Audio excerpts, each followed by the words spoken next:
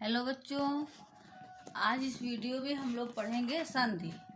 संधि किसे कहते हैं और संधि विच्छेद किसे कहते हैं और संधि के भेद कितने होते हैं, ये सब चीज़ों के बारे में हम लोग इस वीडियो में पढ़ेंगे। चलो पढ़ना स्टार्ट करते हैं। संधि का अर्थ। संधि शब्द का अर्थ होता है मेल या जोड़। ठीक है, इसकी परिभाषा क्या होती है? दो वर्णों के परस्पर मेल से उत्पन्न विकार या परिवर्तन को संधि कहते हैं। जब दो वर्ण मिलते हैं आपस में, उनके मिलने से जो उनमें विकार उत्पन्न होता है या उसमें परिवर्तन होता है, उसी को हम संधि कहते हैं। जैसे विद्या प्लस आलय, विद्यालय। देखो इसमें बड़ा आ प्लस छोटा आ मिलकर के बड़ा आ हो गया है, तो ये क्या बन गया? विद्यालय। भानु प्लस उदय, यहाँ पर छोटा ऊ प्लस छोटा ऊ मिलकर बड़ा ऊ बन गया है, तो भानुदय। रवि प्लस इंद्र, तो छोटी ई प्लस छोटी ई बराबर क्या हो गया? बड़ी ई, तो हो गया रविंद्र। ठीक है, क्या क्या हुआ? जहाँ दो वर्णों का मेल हो परस्पर, उसे हम संधि कहते हैं। आओ पढ़ते हैं संधि विच्छेद। संधि विच्छेद किसे कहते हैं? संधि युक्त शब्दों को अलग करना या विच्छेद करने की विधि को ही संधि विच्छेद कहलाती है। जो हम किसी भी शब्द को अलग करते हैं, उसको वो हो गया, उसको कहते हैं विच्छेद करना। और जब हम जोड़ते हैं तो उसको बोलते हैं संधि। ठीक है, संधि को जब अलग करते हैं तो उसको हम बोलते हैं संधि विच्छेद। अब पढ़ेंगे संधि के भेद। संधि के 3 भेद होते हैं। पहला स्वर संधि, दूसरा व्यंजन संधि और तीसरा है विसर्ग संधि। स्वर संधि में स्वर प्लस स्वर, यानी कि इसमें स्वर से स्वर मिलते हैं। व्यंजन संधि में स्वर प्लस व्यंजन, व्यंजन प्लस स्वर, व्यंजन प्लस व्यंजन का मेल होता है। विसर्ग में विसर्ग का स्वर से मेल होता है और विसर्ग का व्यंजन से मेल होता है। इस वीडियो में हम सिर्फ स्वर संधि पढ़ेंगे और व्यंजन संधि तथा विसर्ग संधि दूसरे वीडियो में पढ़ेंगे। स्वर संधि। दो स्वरों के मेल से होने वाले परिवर्तन को हम स्वर संधि कहते हैं।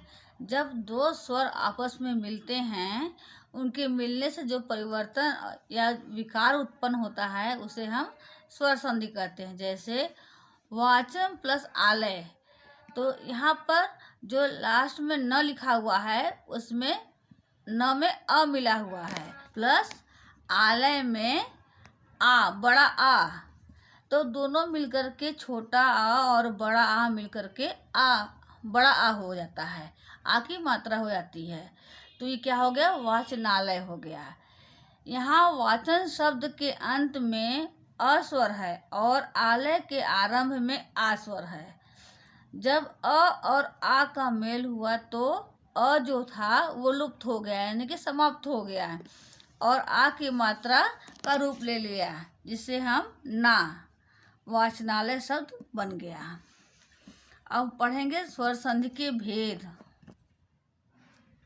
स्वर संधि के 5 भेद होते हैं। पहला है दीर्घ संधि, दूसरा है गुण संधि, तीसरा है वृद्धि संधि, चौथा है यण संधि, पांचवा है अयादि संधि। पहला पढ़ेंगे दीर्घ संधि। इसका सूत्र होता है अक सवर्ण दीर्घ। इसका सूत्र क्या होता है? अक सवर्ण दीर्घ। और इसके नियम क्या होते हैं? दीर्घ का मतलब ही क्या होता है? दीर्घ मतलब बड़ा। दीर्घ मतलब क्या होता है? बड़ा। जब हरस हो, हरस में जब हम कोई शब्द बोलते हैं जहाँ कम हवा निकलती है, उसे हम हरस कहते हैं। या दीर्घ हरस से ज़्यादा समय लेता है, तो जो छोटा अ, छोटी ई, छोटा ऊ के बाद यदि ह्रस्व या दीर्घ या छोटा आए या बड़ा, दीर्घ मीन्स बड़ा, अ ई उ आ जाए तो दोनों मिलकर दीर्घ आ, बड़ा आ हो जाएगा, बड़ी ई हो जाएगा और बड़ा ऊ हो जाएगा। अर्थात चाहे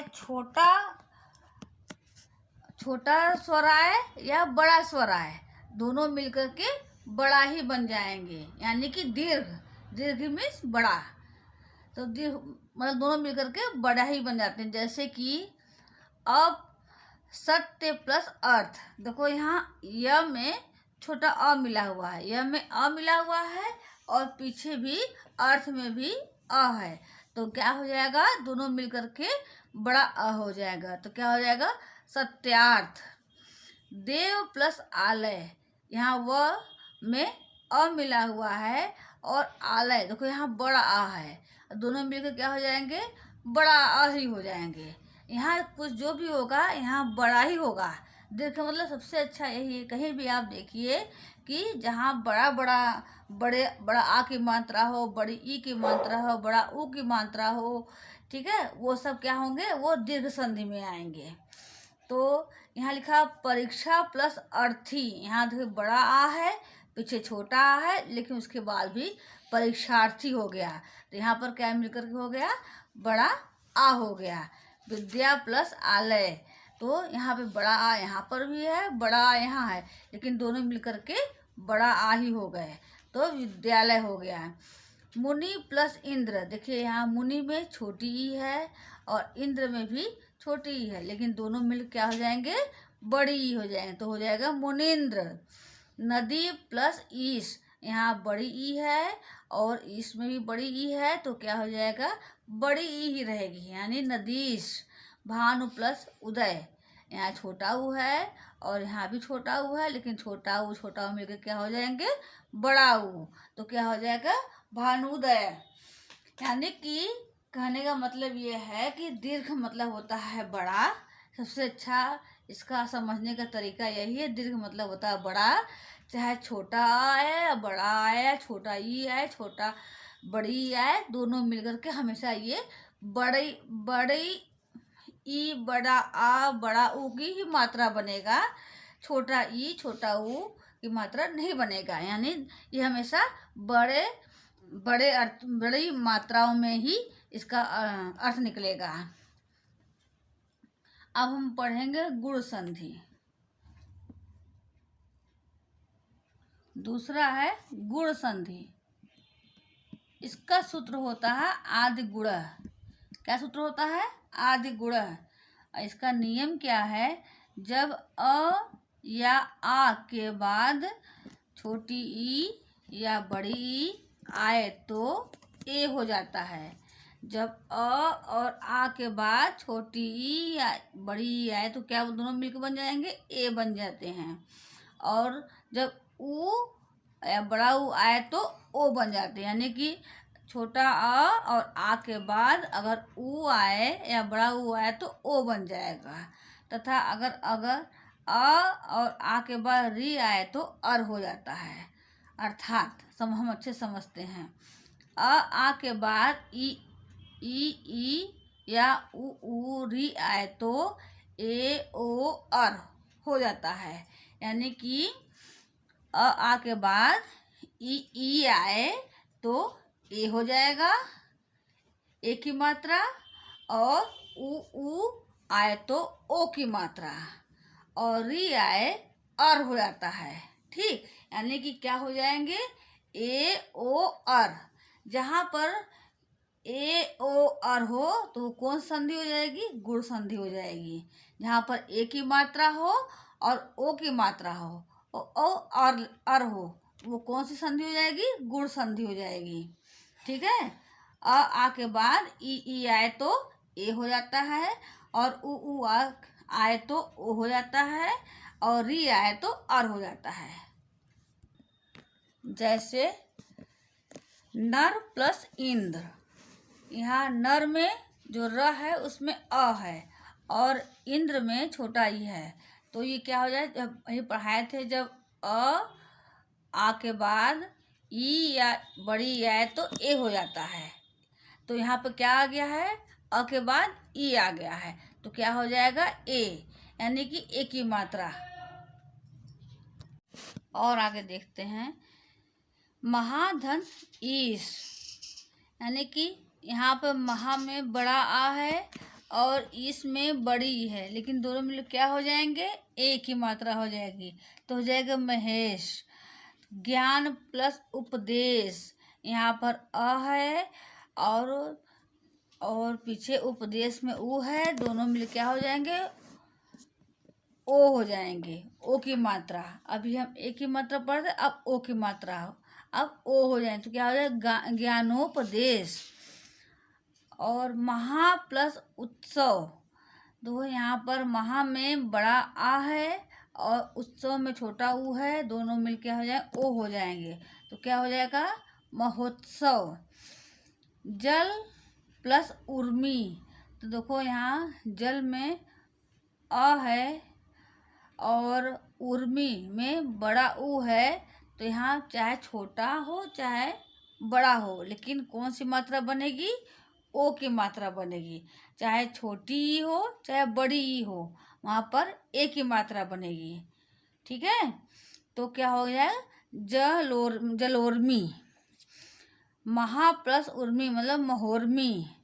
अब हम देखते हैं री वाला, अर वाला, जो अर बन जाता है। अ के बाद अगर री आए तो क्या बन जाएगा, अर बन जाएगा। देव प्लस ऋषि, देवर्षि, देखो अर्षि, अर आया ना, अर्षि जो हम बोल रहे हैं उसमें अर आ रहा है, उसमें ये जो मात्रा हो गई ये ऊपर की तरफ चली गई।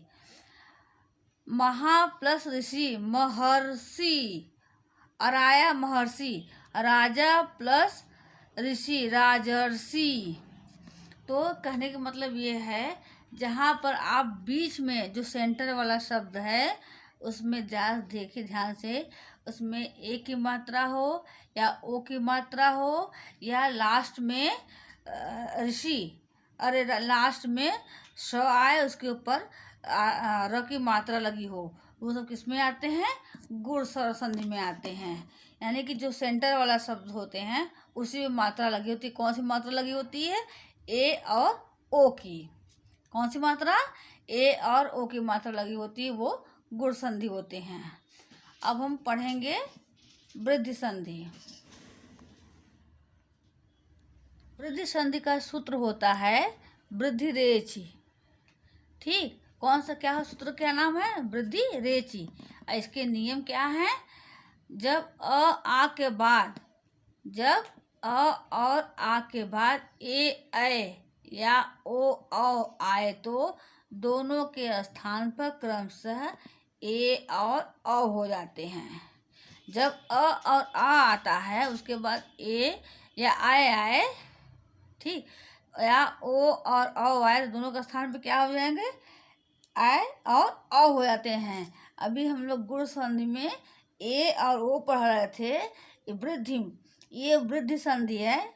वृद्धि मीन्स होता है बूढ़ा, यानी कि उससे ही बड़ा हो गया, बूढ़ा हो गया। तो यहाँ पर कहाँ, वहाँ पर ए और ओ की मात्रा थी, यहाँ पर आए और ओ की मात्रा हो जाएगी।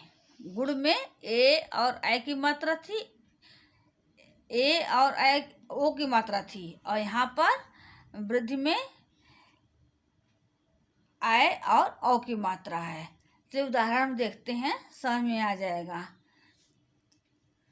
1 + 1, देखो यहाँ पर क्या है, क में अ मिला हुआ है और एक ये ए है, तो दोनों मिल के आ जाएंगे, आय बन जाएंगे। क्या बन जाएंगे, आय। अ प्लस ए मिल के क्या बनते हैं, आय बनते हैं। तो दोनों मिल के एकाएक। मत प्लस ऐक्य, मतैक्य। सदा धन एव, बड़ा आ और ए मिल क्या हो, आय हो जाए, सदैव। महा प्लस ऐश्वर्य, महेश्वर्य। देखो यानी कि अ प्लस ए मिलकर के आए, अ प्लस आय मिलकर के भी आए, आ प्लस ए मिलकर भी आए, आ प्लस आय मिलकर भी आय हो जाएंगे। ठीक, अभी हम लोगों ने आय की मात्रा का उदाहरण देखा, अब अ की मात्रा का उदाहरण देखेंगे। अ प्लस ओ मिल क्या हो जाएगा, औ। जल प्लस ओध, ओघ मतलब जलौध। अ प्लस औ मिलकर भी अ होगा।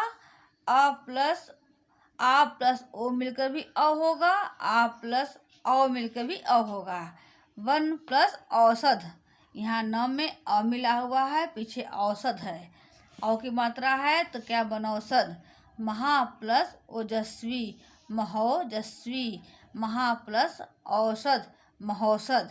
यानी कहने के मतलब ये है कि आ के बाद ए या ओ आए तो आय की मात्रा बनती है और ओ की मात्रा बनती है। जो बीच वाले शब्द हैं, यानी कि जो सेंटर में जो शब्द हैं लिखे हुए हैं, उसमें सारी मात्राएं उसी पे लगती हैं। ऐसे गुण संधि में भी सेंटर वाले पे ए और ओ की मात्रा लग रही थी, और वृद्धि में कौन सी मात्रा, आय और औ की मात्रा लग रही है। सेंटर वाले में देखिएगा आय और औ की मात्रा लगेगी। अब पढ़ेंगे हम लोग यण संधि। इसका सूत्र होता है ई को यणाची, और इसका नियम क्या है देख लेते हैं। जब ई या बड़ी ई, छोटा ऊ या बड़ा ऊ या री के बाद कोई भी भिन्न स्वर आए, और छोटी ई, बड़ी ई, छोटा ऊ, बड़ा ऊ, री के बाद कोई भी भिन्न स्वर आए तो इसके मेल से क्रम से य व र हो जाते हैं। वो क्या हो जाते हैं, य व र हो जाते हैं। तो जैसे कि देखते हैं उदाहरण में हम लोग, यदि प्लस अपि, ठीक, यदि प्लस अपि यद्यपि, क्या हो गया, यद्यपि। तो देखो यहाँ क्या हुआ, अ था और छोटी ई थी, और यहाँ पर अ आ गया, तो छोटी ई प्लस अ मिल क्या हो गया, यह बन गया। ठीक है, छोटी ई प्लस छोटा अ मिल क्या हो गया, यह बन गया। तो क्या बन गया, ये यद्यपि। छोटी ई प्लस बड़ा आ मिलके क्या हो, या हो जाएगा। इति प्लस आदि, इत्यादि। प्रति प्लस उत्तर, प्रत्युत्तर। नी प्लस ऊन, न्यून। इसमें एक आसान सा ट्रिक ये है कि इसके जो बीच वाले जो शब्द आते हैं, जो भी शब्द होते हैं, अक्सर आधे होते हैं, आधे स्वर होते हैं। जैसे यद्यपि में देखिए ये आधा है, आधा त लगा हुआ है, यहाँ पर भी आधा त लगा हुआ है, यहाँ पर आगे लगा हुआ है। लेकिन ज़्यादातर जो शब्द होते हैं इसमें आधा शब्द आना है, चाहे आगे आए चाहे बीच में आए, लेकिन आना है, बिना आए ये पूरा नहीं होता है। ज़्यादा तो देखिए बीच वाला शब्द य होगा या व होगा या र होगा। क्या होगा, य होगा या व होगा या र होगा, बस बीच वाला शब्द यही होगा। कहीं पर भी आप य व र पाएं तो वो कौन सा शब्द हो जाएगा, यण संधि हो जाएगा। अब पढ़ते हैं हम लोग उ प्लस आ बराबर वा, तो क्या हो जाएगा, स्वागत। सु प्लस अस्ति, स्वास्ति। अनु प्लस इति, अन्विति। वधु प्लस आदेश, वध्यादेश। अब यहाँ पर देखो री वाला आया है। पितृ प्लस आलय, पित्रालय। पितृ प्लस आज्ञा, पित्राज्ञा। यानी जो बीच वाला शब्द होते हैं वो आधा होते हैं, और बीच वाला शब्द क्या होते हैं, यह होते हैं, वह होते हैं और र होते हैं। जो त्र वाला शब्द है, त्र में र मिला होता है, तो ये क्या हो गया, य व र। जहाँ बीच में य व र आवे वो क्या हो गया, यण संधि हो गई। और आधे शब्द जहाँ आए वो सब क्या हो जाएंगे, यण संधि हो जाएंगे। अब हम पढ़ेंगे अयाज संधि। इसका सूत्र होता है एचो एवा यावह, एचो एवा यावह होता सूत्र होता है। इसका नियम है इसका, जब ए और ओ औ के बाद, जब ए और ए तथा ओ और औ के बाद कोई अन्य स्वर आए तो उनके स्थान पर क्रमशः आय, औ, आव हो जाता है। तो आप इतना ध्यान दीजिए कि इसमें अय, आय, औ, आओ, जहाँ आए वो अया संधि हो जाती है। जैसे कि ने प्लस अन तो हो गया नयन, नयन, तो नयन, तो यहाँ अन, यहाँ न यन में अन अय आया नहीं, अय आ रहा ना, तो यहाँ ए प्लस अ का आय हो गया और आय प्लस अ का आय हो जाएगा। गय प्लस अक गायक, पो प्लस अन पवन, पौ प्लस अक पावक, नौ प्लस इक नाविक। ऐसे भावुक भावुक भी हो सकता है। तो यहाँ क्या क्या मिला हुआ है, ए ऐ ओ औ के बाद कोई भी, देखो यहाँ ए के बाद अ आ गया है, आय हो गया, आय के बाद अ आया तो आय हो गया, ओ के बाद अ आया तो औ हो गया, औ के बाद अ आया तो आओ हो गया। इसी प्रकार से औ के बाद ई आया तो औ और प्लस ई मिलकर क्या हो जाते हैं, अ पर मात्रा बन जाते हैं। तो हो गया नाविक। जहाँ पर उसे इनको सीधा साधा कोई शब्द बीच में निकल आए, यहाँ देखिए नयन, अ यहाँ न यन, तो यह न में अ है, य अ य अय आया ना, गायक, तो यहाँ ग पे आकी मात्रा गा यक, यक आ गए बीच में, जहाँ अय आय, और इससे यहाँ पवन में प में अ है और ये पीछे व बन गया, तो क्या हो गया पवन।